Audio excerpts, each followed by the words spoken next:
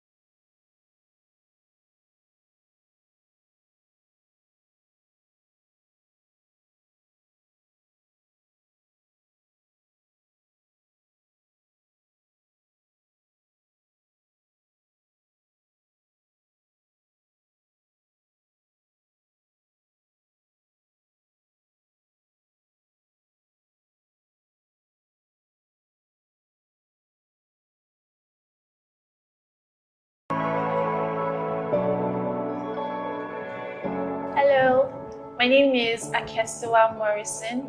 I'm Ghanaian Nigerian. Hi, my name is Oluwademilade Agbalaya. I'm from Lagos State and I live in Lagos, Nigeria. My name is Abimbola Wilson Ogushaki. I'm from Ondo State. I stay in Lagos. I'm a fresh graduate. I just graduated from the University of Lagos with a degree in Botany Sciences. I currently am a postgraduate student of medical microbiology at the College of Medicine, University of Lagos. I'm a graduate of Department of Maritime Management Technology from the Federal University of Technology, Owerri.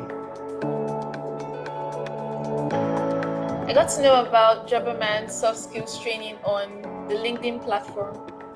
I found out about Jobberman soft skills training from Twitter. I was scrolling through Twitter and I saw the link and decided to click on it.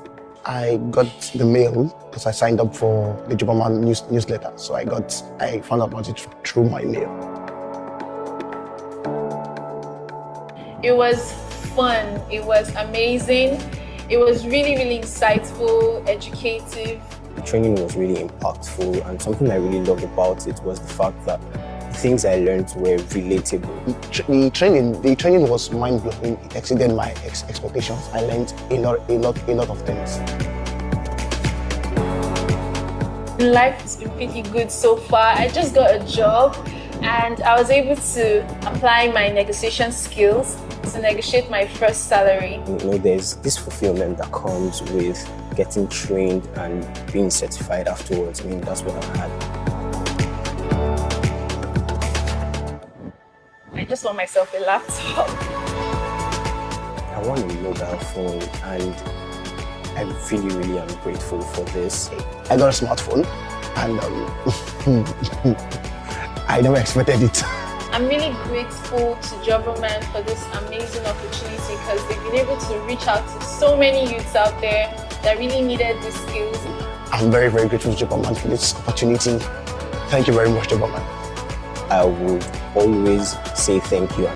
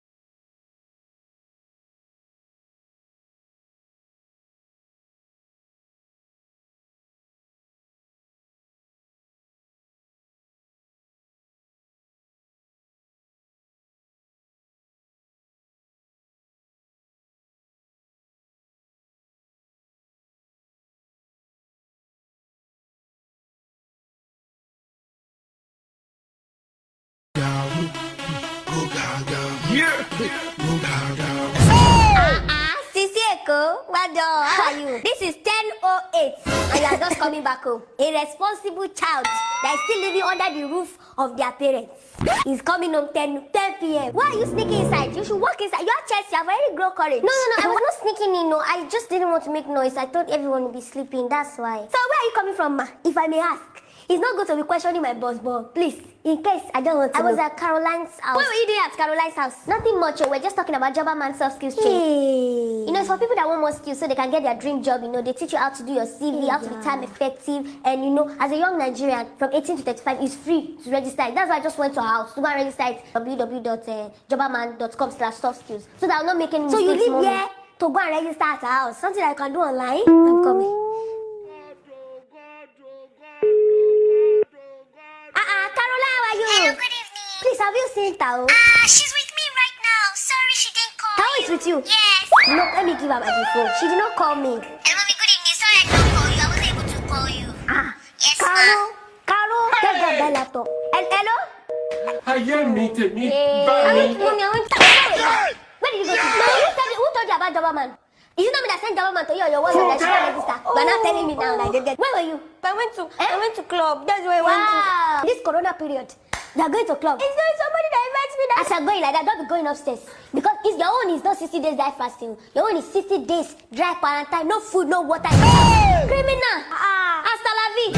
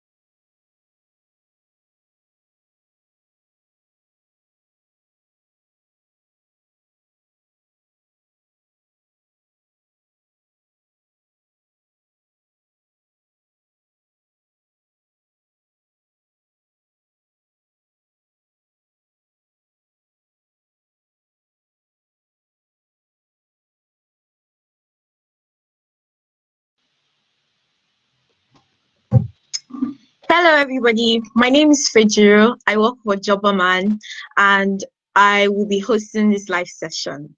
Today, we'll be talking about the making of a seasoned professional, and we'll have someone who would talk to us about what it's about, and also answer all the questions that you have concerning what it takes to become a seasoned professional. So, in case you're an entry level job seeker right now, or you're looking for how to skill up, I think you should stay for this live event to the end. So let me first of all talk to you about Jobberman. Jobberman is the #1 online recruitment platform in Nigeria with over 2 million candidates on our platform and 60,000 plus employers. Our goal is to create job opportunities for young people. So if you're looking to get a job, the Jobberman website is the platform for you. Please log on to www.jobberman.com, create a job seeker account, and you can start applying for jobs from there. And then we have Jobberman Youth Engagements, which is committed to upskilling 5 million young people and placing 3 million of them in dignified work within the next 5 years. At the moment, we've been able to upskill more than 40,000 people. And if you're not yet part of us, I think you should register for that too. So how to register? You have to go to www.jobberman.com/soft skills, register, and you get an email that gives you the other procedures you need to follow. So you register for the Jobberman soft skills.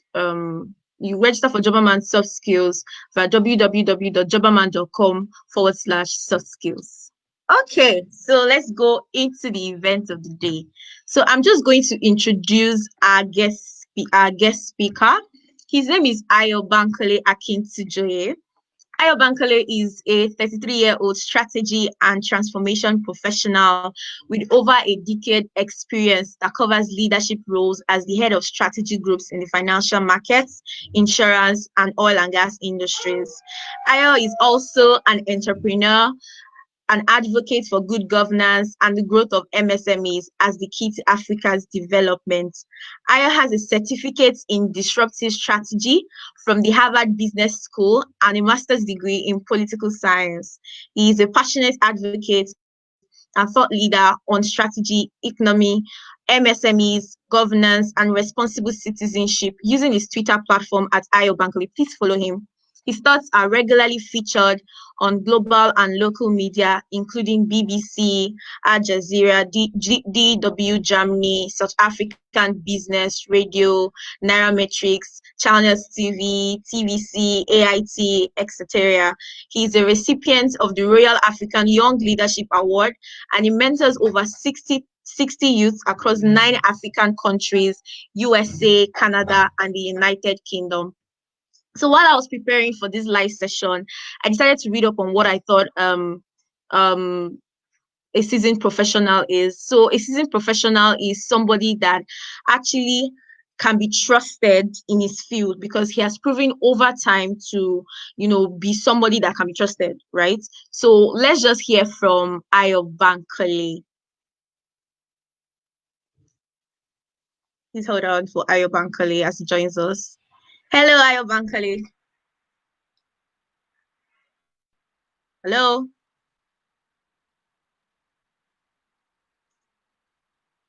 Hello, Bankole. Can you hear me?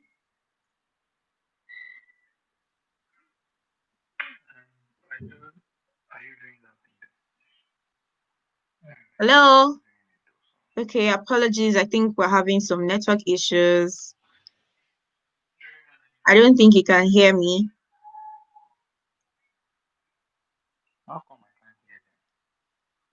Hi, Bankole.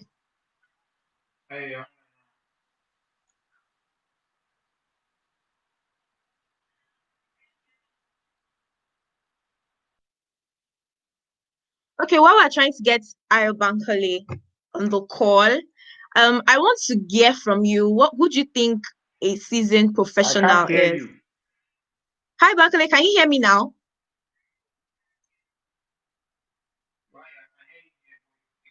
Can you hear me now? I can't hear you. Oh wow. Okay, so we're having some network issues. But can anybody here hear me?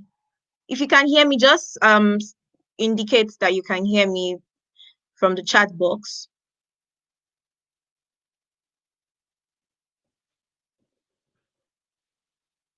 Okay, while we're trying to get Ayo Bankole, I want to hear from you guys. What do you think a seasoned professional? Who do you think a seasoned professional is? Who do you think a seasoned professional is?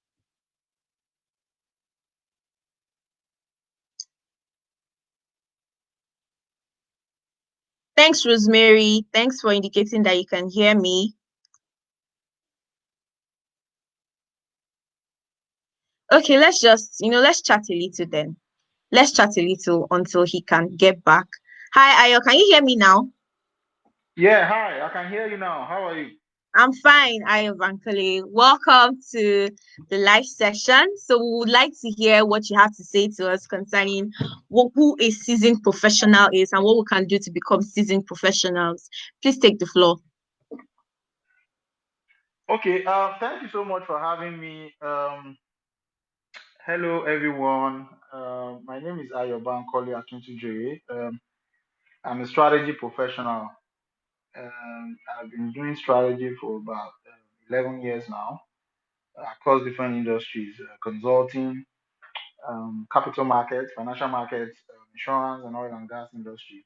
Um, but I've also, my consulting experience cuts across so many industries beyond that. I've done consulting for media, um, M&E, media and entertainment, publishing, education, manufacturing, healthcare, oil and gas, banking, insurance, all sort of things, right? So that's what I do in summary. Now, let me go into slide one. What exactly does it mean to say somebody is a seasoned professional? I mean, who is a seasoned professional really? A seasoned professional is somebody who has built sufficient knowledge base and expertise around certain competency areas over a period of time. And a seasoned professional is not so much only is not really only about what you do and how long you've done it. So, but let me even come to the experience.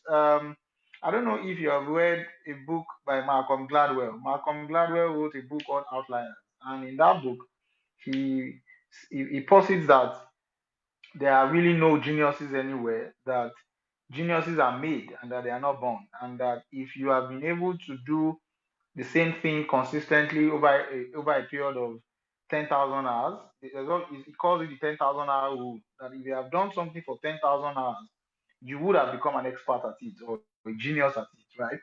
So I would say if you're adopting that here, I would say that you become an expert if you are giving at least 10,000 hours to whatever it is that you do. That makes you experienced and expert, right? But what then makes you seasoned is a blend of all of these things. So, how long have you done it? What type of educational experience do you have to back it up? So things like certification, things like second degrees, third degrees, courses, and all of that. What type of mentors do you have? What type of mentorship do you provide to people? What have you contributed to the body of knowledge in that area? All those kind of things are the things that make someone a seasoned professional. So, and again, all these things you would usually get or you usually acquire through consistent and dedicated effort and time, which you have to put into it, over a period of time. So, I mean, let's then move on to the difference between um, experienced and seasoned. As I said, earlier that a lot of times people, use those words interchangeably. So they say um, when they want to talk about someone who is seasoned, they say he's experienced. But when they want to talk about someone who's experienced, they say he's seasoned.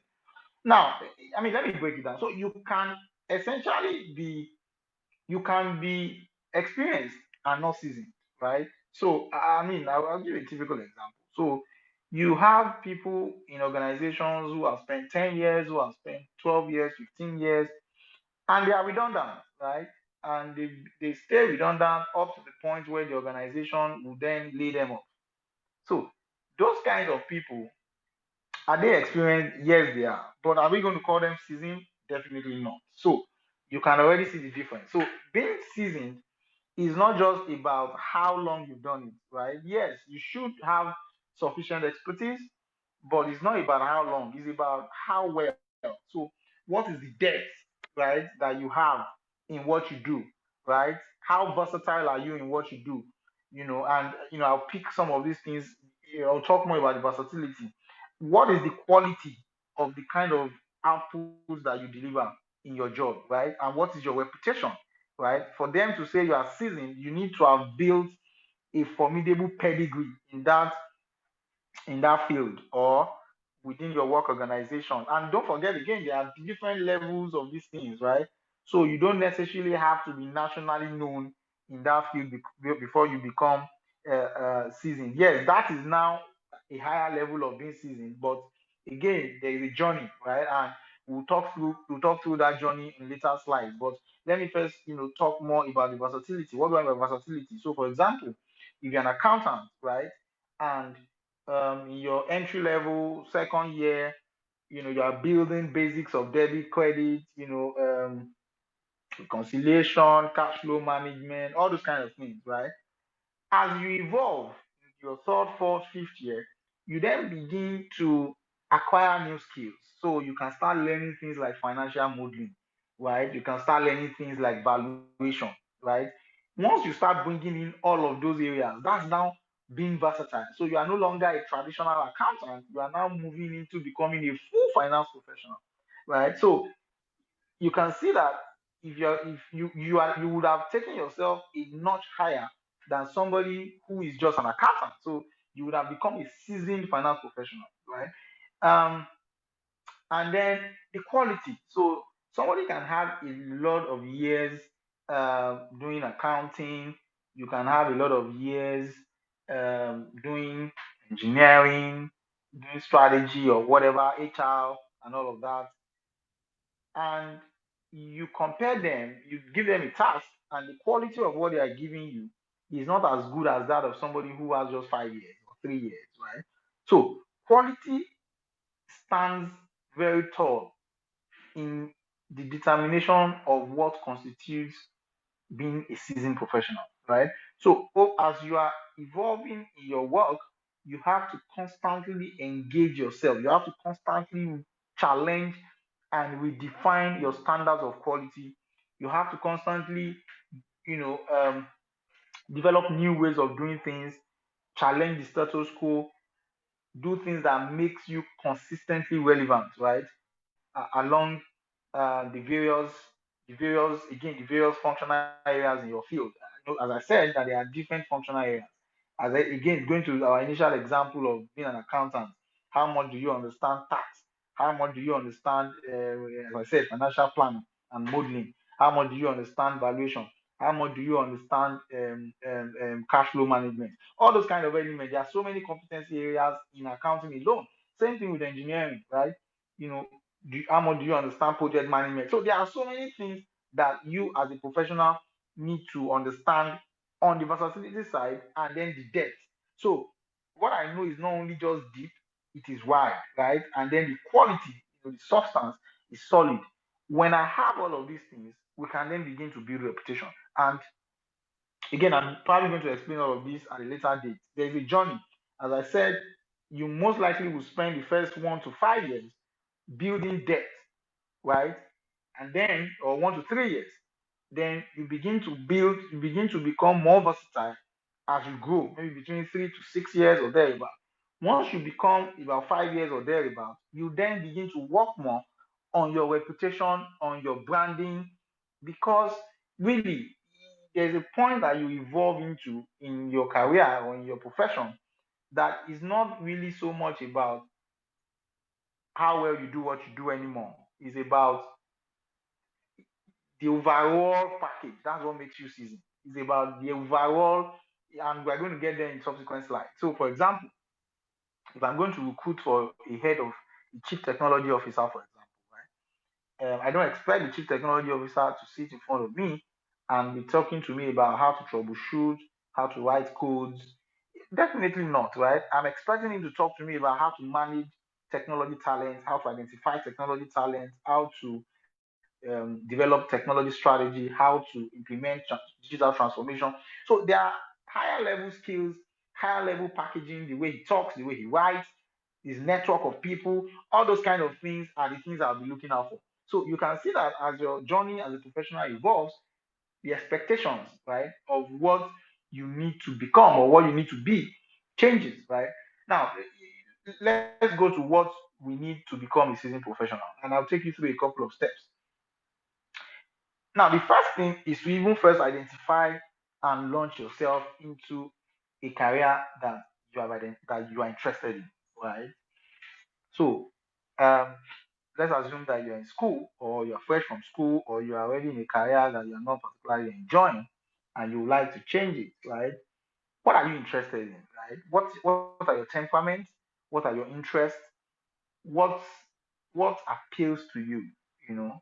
And it's okay if you don't know it yet, right? A lot of people don't know these things until later on. But there's no excuse for you not to now know it from today, right? So, and how do you notice some of these things?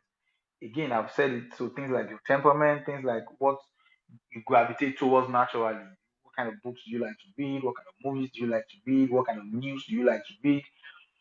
All those kind of things are elements that feed into the kind of career that you're interested in. So if you don't like numbers, for example, I don't see how you want to become a financial analyst, right? So once you sit thoroughly, read thoroughly, and identify a career that you believe you are passionate about, that you're interested in, right? I like to use the word interest more than passion because really, passion, money comes over passion in certain areas. When you've made money, you can go and chase your passion. First and foremost is interest. Interest is what drives you on, right? So once you identify that career, you then identify the requirements, right?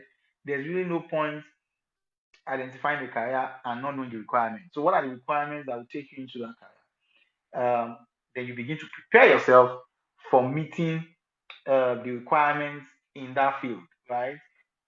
Once you do that, you get into that field, and then you begin your journey towards becoming a seasoned professional. I don't know. Is there any way to validate that? People can hear me because I'm not sure. Okay, that's fine. So, um, now as you begin your work, right, you must not. So there would have been some what I call residual knowledge of some things that you already know, right? You must not over assume that you know everything, right? So you have to constantly reach out to people who have gone ahead of you in that profession, right? If you anytime you are in doubt, you ask questions. I remember back when we were in consulting, when I joined um, PwC and doing the training, they would tell us if you are in doubt, shout. That's what they say. So because it's better to shout and be thought a fool than to go to not shout, go ahead and do the work, and then you clear it out. Everybody just knows, okay, this guy is actually a fool. Why not just let people think you are a fool at the beginning, and then by the time you come up with a solid delivery, they say, okay, no, we just thought so. He wasn't a fool.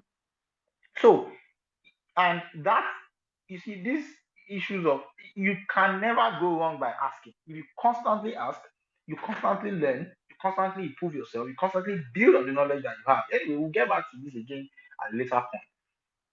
So that's how you start your journey to becoming seasoned by constantly consulting, constantly asking. Now, there's a bit of research to it, right? There are established professionals in your career, right, who have publicly available success stories. You need to research who are these guys, right? What did they do? You need to read up on their stories. You need to go to websites of organizations, read profile of established professionals in your career, follow them in terms of if it's social media, if it's events that they are speaking at, if it's books that they've written. How did they map their journey? What courses did they take? What certificates do they have? Where did they work? Those kind of things would help guide how you also define yourself or define your journey to becoming a seasoned professional. So, if, for example, you're an HR person, right, and an HR generalist for the past 5 years, right? And you want to become an undisputed leader in HR, but you don't know what it takes to become an undisputed leader in HR. You just do your work every day, um, do the courses that your organization tells you to do. You may not get there if you don't go out and read about those who are up there in your career, people that you like to be like, right? What are they doing? What did they do along their journey of? By the time you read all of these profiles, it will help you understand how to also map your own career journey, right? Um, so I mean that's that for that. And then there's the mentorship side of it, and I say mentorship with all sense of responsibility because I believe that mentorship these days is largely abused, right? I get dozens of requests for mentorships on a daily basis. I have to turn down almost 90% of them because over time I've seen that people just want to say you should be their mentor because that's the buzz. Everybody is getting mentors.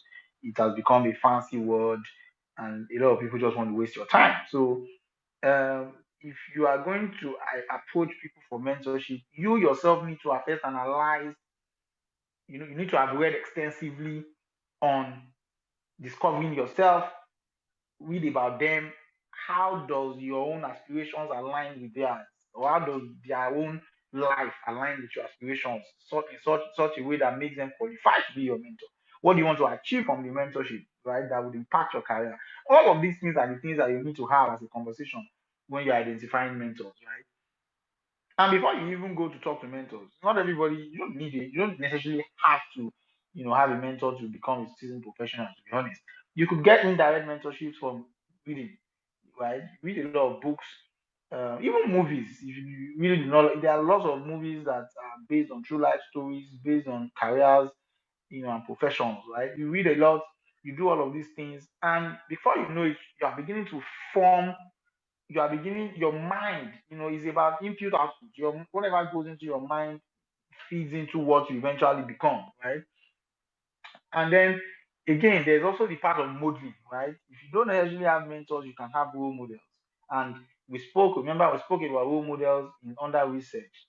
People who have success stories that you like to be like, you read about them, you follow up on them, read their biographies, read their profiles, follow what they do, check LinkedIn for their, invite them on LinkedIn. And again, when we get there, you see a part called reputation management. By the time you become an expert, you need to expand your network. Now we'll get there. Let's go to the next slide.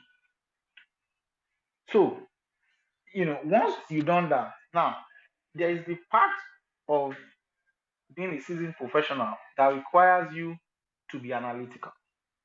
Now, being analytical is not just about, you know, numeracy skills.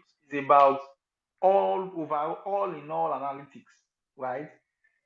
In your everyday life, on the job, your relationship with colleagues, your relationship with clients and other stakeholders, right? You have to be very analytical.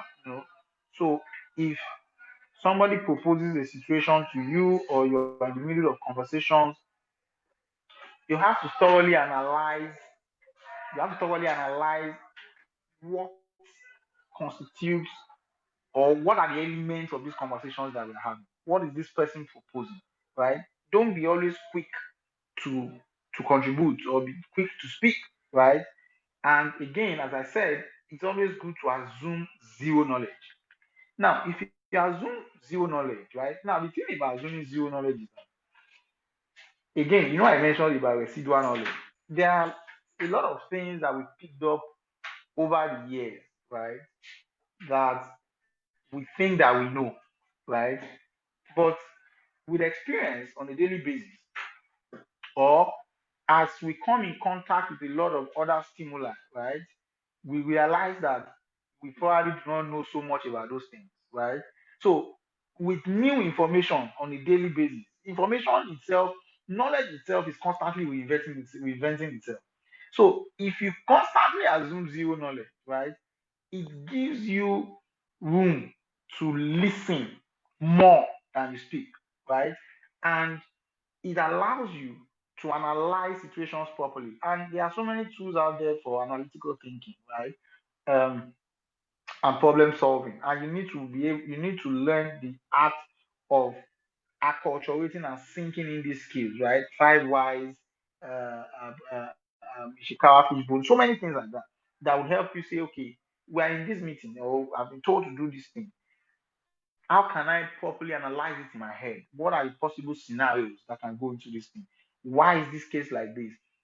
If I do this, what is the result? If I do this, what is the result? You go online, you read extensively about what they've told you to do. Don't just be very quick to respond, either at meetings or on tasks. Don't be quick to just deliver stuff. Learn how to apply rigor and analytical thinking to things that you do, right?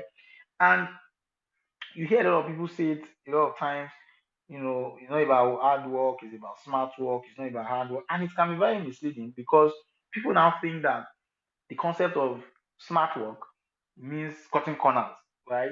Now, look, the principle of life is that you have to first work very hard to a point before you can even develop the capability to work smart, right? If you haven't put in the hard work, how will you know that how would you develop the capability to work smart?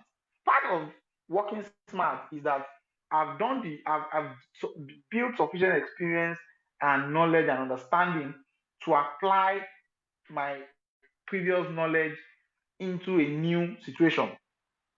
So I'm able to work smart, right? So don't just always think about cutting corners. Identify situations where you may need to work hard as against smart. And nothing says that you can't work both hard and smart, right? Because really, you have to burn the candles before you can become a seasoned professional, right? Um, so you have to always be guided by rigor, right? Rigorous thinking, rigorous application of analytics to whatever it is you're doing, right? Build your listening skills. Listening is very important so that you don't constantly get distracted by things that you think that you know.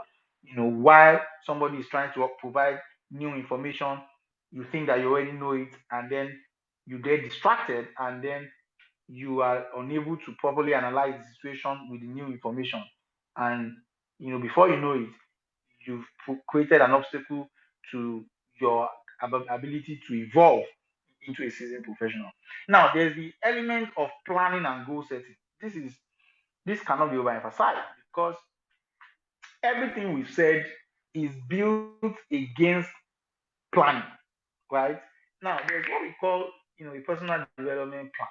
And as a professional, you must be guided. It's like a Bible.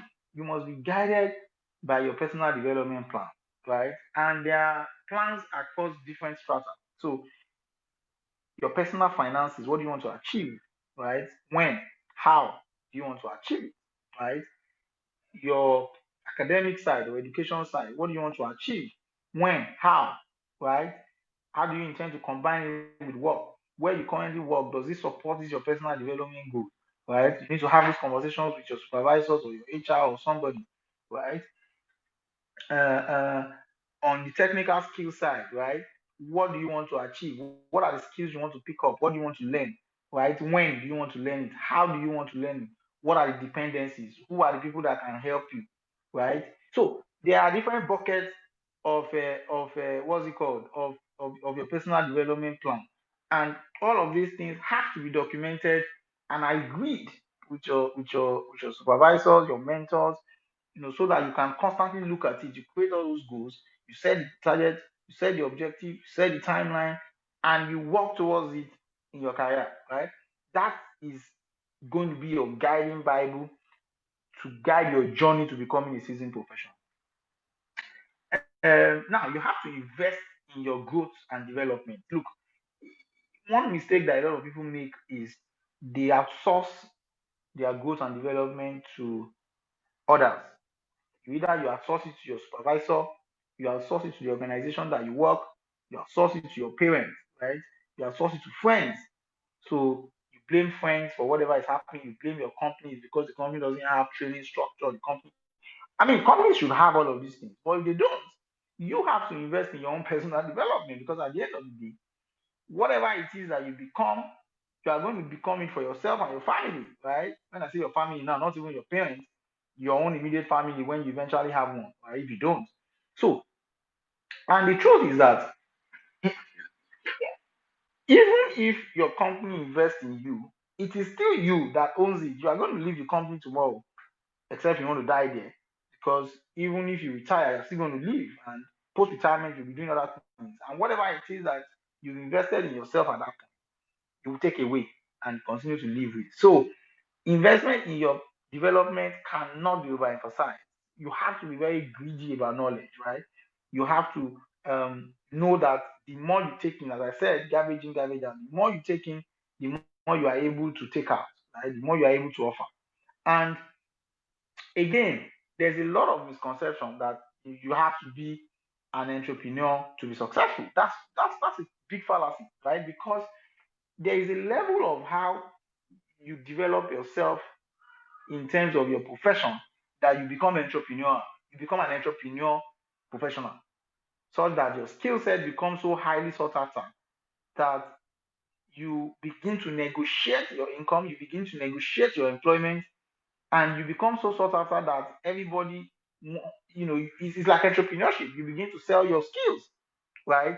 So, what types of investment should you make in yourself? Are there professional exams? Are there certifications? Are there courses online, physically, that you need to set aside some money for? Right? Yeah, I know you want to buy that suit, you want to buy that shoe, you want to buy that bag, but there's a cost that cost about maybe 250K, half a million, but it goes on your resume and it's like a stamp, of authority. I mean, why not go for it? Because it's going to help you, in the longer term, right? It's an investment that is going to generate additional income, right? And then as you tick off all of these notches that we've identified, you will see that you constantly become a seasoned professional. Now, there's the other side of it that we mentioned in previous slides, right? If you go back to slide 3, you will see where I mentioned depth, versatility, quality, and then there is the side of reputation, right, or pedigree. Now, look, you can have all of these things that we've said. It's difficult to say that you are seasoned if you do not build a formidable reputation in the market, right? Now, how do you build this reputation? Number one, within the organization that you work, what are you known as? What are you known for, right? Everybody who has worked with you, can they say, oh, I know this guy is a fantastic guy. He delivers exceptional work. I can recommend him, right? Either for your business or for another employment, right? What impression do you leave on people? What type of network, right, do you build for yourself, right? Who are your connections on LinkedIn, on Facebook, on Twitter, right? What type of events do you go to? Who are the people that have your card? Whose cars do you own? Who are the kinds of people on your WhatsApp? Now, at the last SME bootcamp that I hosted, Nki Olumide Ojo, she's the regional head of communications in um, Stanchart in South Africa. She said that if you have to pay for everything that you need to do, you are not wealthy, right? And what I, you know, how I usually calculate that is if I have anything to do anywhere at all, how many phone calls, how many connection points do I need to get the problem solved? So I'll give you an example. You need something from Federal Ministry of Works or Federal Ministry of Finance, right? If I can make a call to one person that will help me solve that problem, then you can see that my social capital is strong. As a matter of fact, to say you are truly wealthy, you shouldn't need more than 2 phone calls to get things done, right? If you have things to do, you should have a network of people who can make you cut costs or do it for you for free. That is what building social capital is all about. And it's not about you getting a loan, it's about you also giving. And that's how you build your reputation. So you need to build a network of people in the course of your career as you're going that you support, that can support you, can recommend you, that you can hold your back, right? And the primary place to build these things is in your place of work.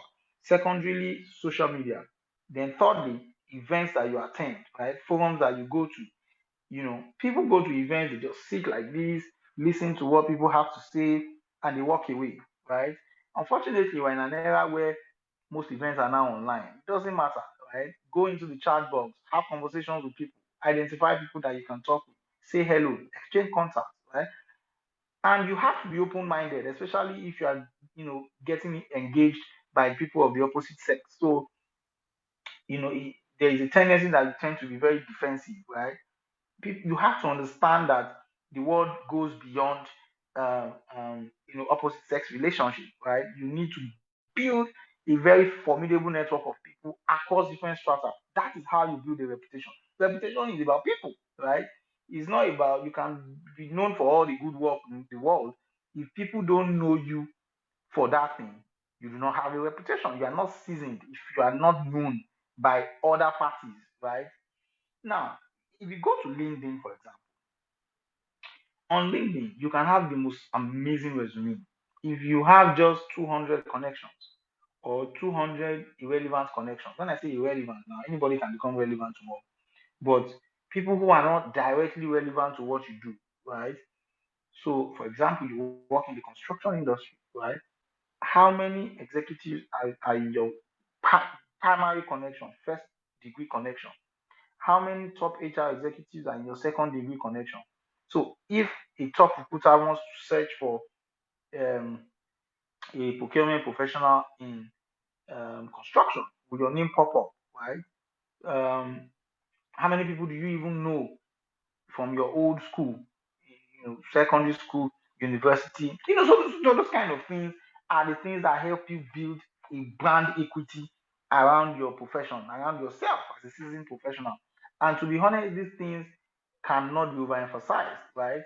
Now, again, as I said earlier, you see, if you are on the someone who is on the path of to being a seasoned professional does not necessarily have to even be a manager, before you are on that path, right? And how you know is that within your organization, right? Even though you are not part of management, your supervisors, your management members constantly seek your advice, seek your input for strategic things, right? At times they call you for meetings, they give you some type of work that may be higher than your level or your pay grade, but because they know that you have the capacity to do it. At some point, when conversations are being held for that movement, for that promotion, for that recommendation, your name is going to be mentioned, right? There are times when you even have challenges in your career and it's looking like, man, these things I'm doing are not working now, right? You know that these are investments. At some point, it's going to pay off, right? Because if you constantly tick all of these boxes, if you constantly check all of these things, there is no way it's not going to pay off because this is what everybody else has done, and this is the journey to becoming a seasoned professional, right? So, based on all of these things we've said, you build your skills, you build your expertise, you build your educational base, you build your reputation base, you build your pedigree, then you build your branding, your packaging, right? How do you talk? So, for example, a lot of people think that, oh, it's just about the work. I really don't care about any other thing. You have to care about other things if you want to be a seasoned professional. You can't be dressing like somebody who just left university yesterday if you are going to be seen as a seasoned professional in your field, right? You can't have email addresses that look like that of somebody who is into internet fraud, right? You can't dress like somebody who is lost, right? The way you dress, the way you speak, the way you communicate, the way you type emails, the way you engage people at events, right? The way you eat, all of those things are part of the things that make your organization comfortable to send you to meet with a client, right? Otherwise, you can be the best of the worker in life. May never go beyond your office or beyond the laptop doing the work, right? But when they are looking for people who can represent the organization at strategic levels, right? They need you to just go beyond the work. They need you to look the part, to be the part, and look the part, right? And when I say packaging, it's not even so much about things that you can see. It feeds into other things I was talking about, right? What is your educational background? How have you improved on yourself? So all of these things are the things that make you say, oh, this guy is a fantastic, is a seasoned professional, right? And again, it's a continuous thing. So I spent 5 years. What should be my next move, right? You know, what what certifications, what degrees, what network do I need to be building? Because by the time you spend 5 years, you should be looking at management in terms of middle management level, right?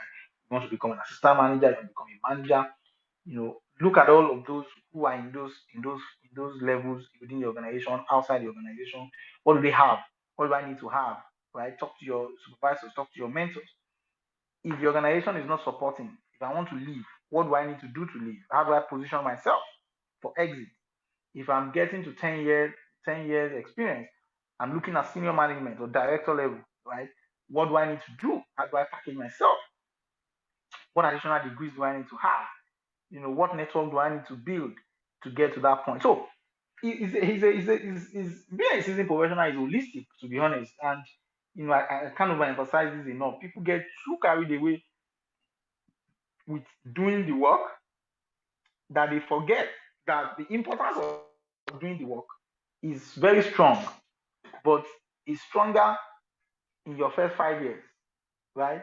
Once you've spent 5, 6 years on the job, it is assumed that you have learned that work, you've learned this skill, the rudiments of that job well enough that you should begin to acquire additional skills, leadership, presentation, packaging, all those kind of things.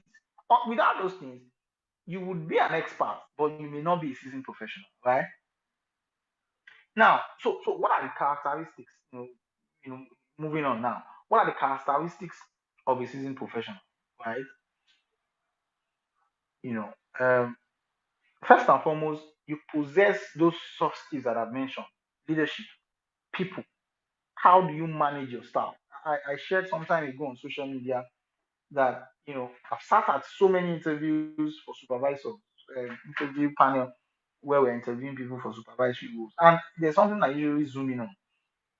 How many people, how many of your subordinates in the past can you point to that have achieved progress, significant progress in their own life or in their own career based on their relationship with you as their supervisor, right? If you can't point to a couple of people who are better off because they work with you, then you are obviously a failed supervisor, right? And I don't think I want to have those kind of supervisors, because as a leader, you need to have people skills.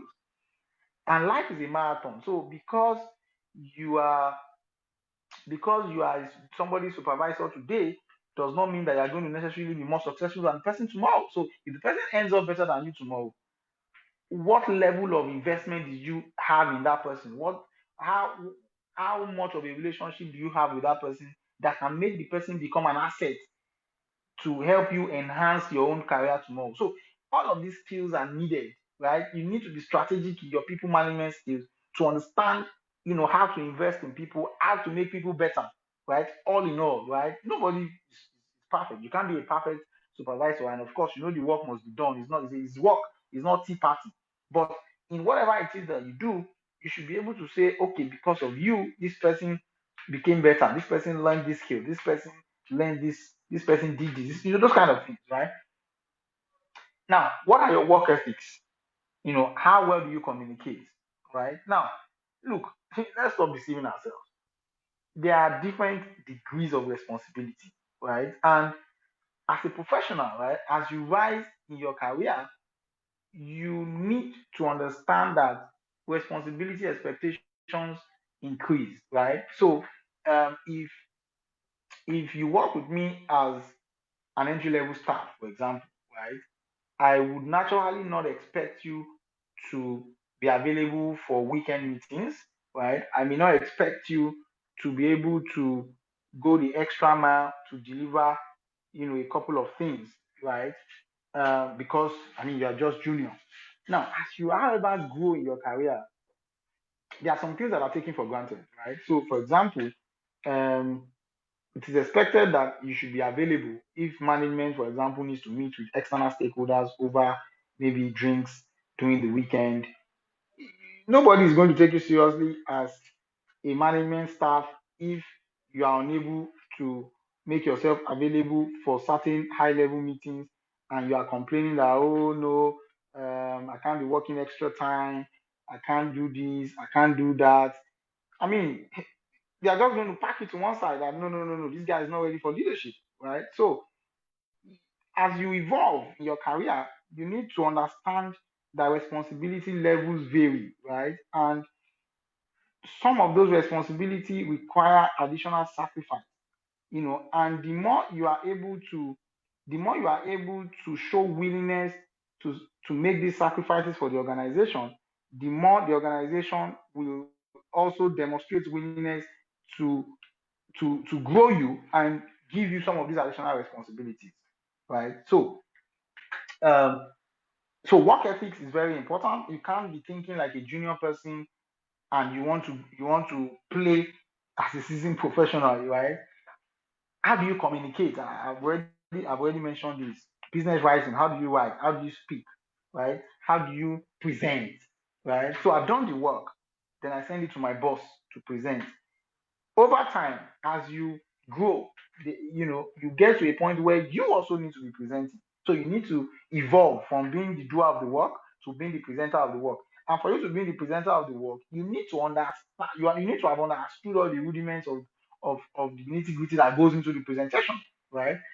Now you have to be able to own your own mistakes. You need to be able to say, "Oh, okay, this was an oversight. I missed this one. Oh, apologies, I will get this done, and all of that." Because again, there's something that comes with being seasoned. Your confidence level increases. As your confidence level increases, confidence comes with being able to own your mistakes. If you're unable to own your mistakes, if you are not confident in what you know, you won't be able to say, "Yes, I made this mistake," and own up to it, right? You have to be reliable. You have to be competent. In fact, look, competence, of course, we've been speaking about this. Your first 5 years, as I said again, it's not the time for you to be chasing office politics, rumor mongering, gossiping, and all of that. It's time for you to build undisputed competence, right? Capabilities, deep, versatile skills that will launch you into your next 5 years where you then spend it building other skills, right? And then you need to be ethical, right? People should be able to say, I mean, especially these days of social media, you see HR people, you see consultants, you see accountants talking about their clients online. It's totally ridiculous, right? People should be able to sit with you during interviews as an HR person, knowing that you're not going to go and talk about your candidate on the internet the next day. Clients should be able to talk to you without fearing that you are going to go and talk about their business the next day and the social. So all of these ethics of your profession are very important, right? Then you need to provide solutions. If people come to you with issues, don't be the one that is constantly looking at why it cannot work, why there's a problem, where the problem is. Always look at things from a solution standpoint, right? And then be focused, be poised, right? These things are not as easy as it comes, but if you live by this, you see that you constantly get better, and before you know it, you build that formidable pedigree as a seasoned professional, right? I mean, that's where I'm going to stop for now. If you constantly evolve, again, as I said, it's a marathon, right? It's not a sprint. Because somebody else is ahead of you today does not mean you can't get ahead of that person tomorrow, right? So you just constantly walk that journey, constantly reinvent yourself, constantly improve yourself, and I can assure you that the sky will just be your starting point. Thank you. I will stay, I would spend the next 5 minutes if there are questions or however it is that Joberman chooses to coordinate it. Thank you so much.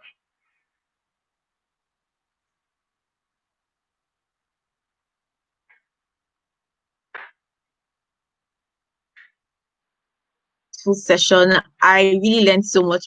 I have been writing down points from everything you've been saying, and from the comments that I'm seeing here, I'm sure that a whole lot of other people have really enjoyed this session. Thank you so much. So we've been having questions, and this one I is can't from hear them Bosse again. Alabi. Hello, can you hear me? Hello, I can't hear them again. Something is wrong. hello, can you hear me? Hmm? Hello.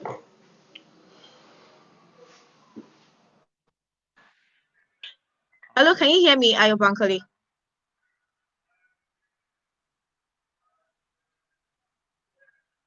Hello,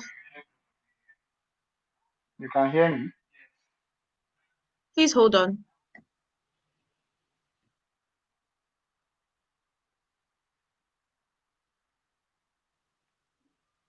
Hello, hello, Ayobankole, can you hear me now?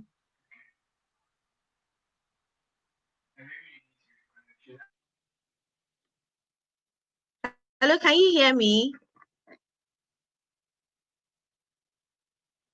Okay, so we're having some network issues. I think he's having some network issues, but that was an amazing presentation. I totally enjoyed the presentation. He's going to come back to answer questions, but before then, let's just talk about some of the things that he talked about. So he mentioned assuming zero knowledge. That means, when you're hello, hi Obankale, can you hear me? I'm back. Yeah, I can hear you now. Awesome. Okay, so I was saying that it was an awesome session, and from the comments that we have, it means that a whole lot of other people enjoyed the session too. And I just want to take you through some questions. This first question is from Bosse Alabi, and she says, "I have interest in customer service and HR. I have on-the-job customer service experience, just working on my certification.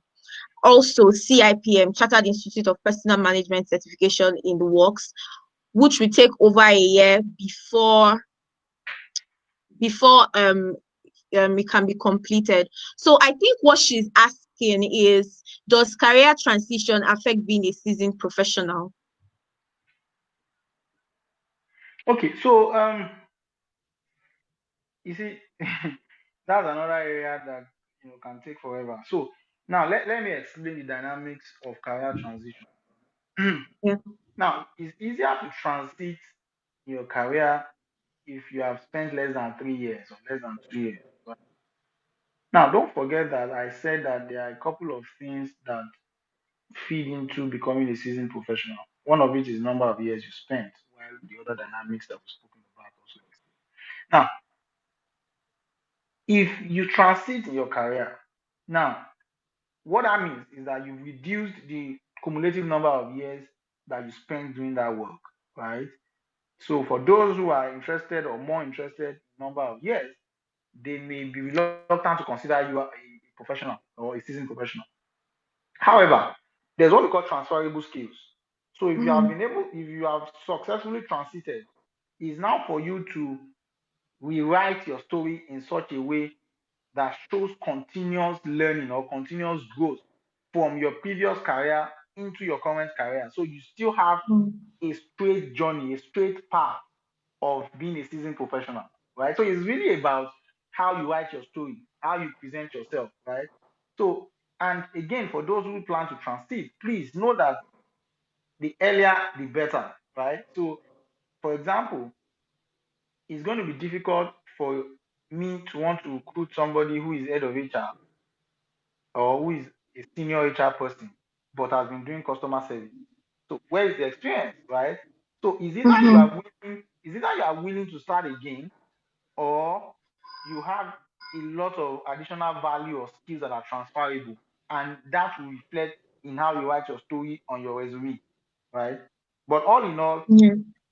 it all depends on your story. So you can either be it can be to your benefit because it will show diversity or versatility, or it can be to your Mm-hmm. advantage because it will show that you don't have sufficient number of years. So it's really about how you write your story. Mm. Thank you so much for that, Ayo Bankole. Thank you so much. So I want to ask another question. I think the question she was trying to ask is how do you know which you have more interest in? So she's in HR and she's also in customer service. So she wants to know if you can be a seasoned professional in both areas, or if she needs to leave one area, to become a seasoned professional in the other area. I don't know if you understand her question. Not quite. Okay, so she has experience in customer service, but she's also interested in HR. So she wants to see if she can be a professional in both areas because they're quite different areas. So she wants to see if she can become a seasoned professional in both areas and command trust in both areas. You see, again, these things are not black or white, but it's a bit confusing. I don't know how you want to be recognized as a leader in customer service at the same time a leader in HR. I mean, these are two. You can't be a jack of all trades, master of none, right? You have to be a master at one, right? People need to know you. When they say, "Oh, when you say somebody is a seasoned professional, you are a seasoned Yeah. professional in a given field. You can't say you are a seasoned professional everywhere because there are people who spend day and night sleepless, who burn candles in that field, and that's Yeah. all they do. And you are not going to stand up and go and start arguing with them. In fact, they're not even going to accept you within their folk if you are all over the place, right? Mm-hmm. So Yeah. for them to accept you within their folk, you need to pick a struggle and conquer that struggle, right? Yes, you should have competencies in other areas, just as we said, versatility, right? So your understanding Mm-hmm. of all these different areas will further enrich your experience. But look, if you have done customer service and you now want to be known for HR, please switch to HR and apply your transferable skills from customer service into HR. But you can't have one leg in HR, one leg in customer service, and then you say you want to be a seasoned professional in both. Which one Mm-hmm. are you doing? Which one do you want to be known for? Right? That's what it is. Mm. I quite agree with you, Mr. Ayo. Thank you so much for that. Another question is here for you. This is for Calvin. This is from Calvin Remigius. I hope I pronounced that correctly. He says, "Hello, Mr. Ayo. Thank you for this session. I am a fresh out of I'm a fresh out of school graduate of political science, and he's yet to serve. I have my mindset in becoming a foreign policy diplomat. My question is, what do you advise I do to advance my path towards this career path?" Okay, so joining the diplomatic corps, that's a completely different dynamic. Um, um, luckily, we have similar background. I also studied politics. I did education and politics in my first degree, and I have a master's degree in political science. Um, so you have to, again, back to our slides. You need to go and do extensive research to find out those who are in the diplomatic mission. LinkedIn is a good place to search for those kind of people. Cut them. Be friends with them. Let them tell you what you need. Do you need a second degree? Do you need network of people? I'm sure they have their own dynamics, how to enter those places, right? Then which part of the mission do you even want to be in? Do you want to serve Nigerian mission? Do you want to work with US Embassy? Do you want to work with international organizations? So again, there are different. So you have to talk to people who are specialists in that area, mentors, friends, right? And then read again about it, right? So people like there are exceptional diplomats like Bolaji Akinyemi, all these kind of people. Go and read their biographies and their profiles. Go and read about their journey. I am not a diplomat, so I don't think I'm qualified to say directly that, oh, this is what you need to do, this is what you need to do, right? So these are the kind of people who can talk to you about those kind of things, right? But again, if you have studied political science, then I'm sure you are pretty much on the right path to becoming, a career diplomat. You may also need some specialty or to do further specialization, maybe at master's level in international relations, strategic studies, all those kind of things, right? But again, I think most importantly is to research about what is required in that career. If I don't know if you guys are going to share these slides, look through those slides, follow those steps, and I'm sure you get to where you want to be. Okay. Thank you so much, Mr. Ayer. Thanks for answering those questions. I'm looking through the comment section now, and I can't see any other questions. So since there are no more questions, I think I can let you go. Thank you for a very insightful session. Thank you so much. Thank you for having me. Yeah. Bye bye. Sorry, please.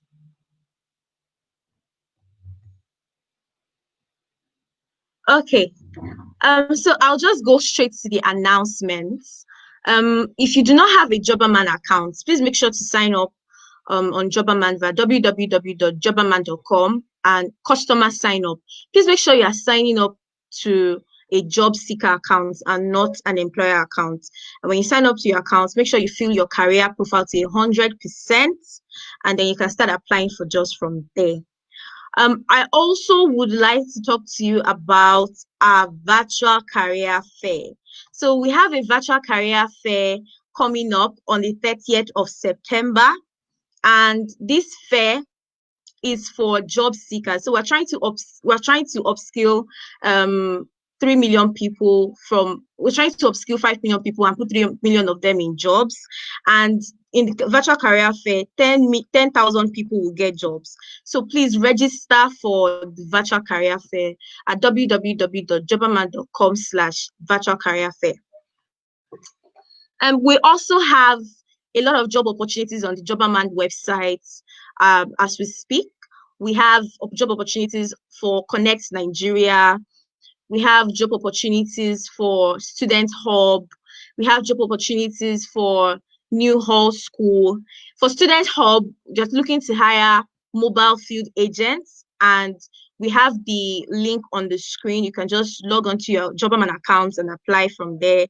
For Verify Me Nigeria, we're looking to hire verification agents, 15,000 of them. We're still hiring actively. So just go to your account and apply for the job. Cornerstone Insurance is looking to hire 10,000 virtual agents nationwide. And you can see the link on your screen. Just go on Jobberman and, apply via the link. Then Connect Nigeria is looking to hire 300 sales agents. New Hall School is looking to hire school heads. Protein International is looking to hire an enterprise sales executive. All of that can be seen on your screen as we speak. So please make sure you register for the virtual career fair, because most of these employers will be at the virtual career fair. You have the opportunity to meet with other job seekers and to actually speak to employers. Thank you so much for joining the live session. See you next time.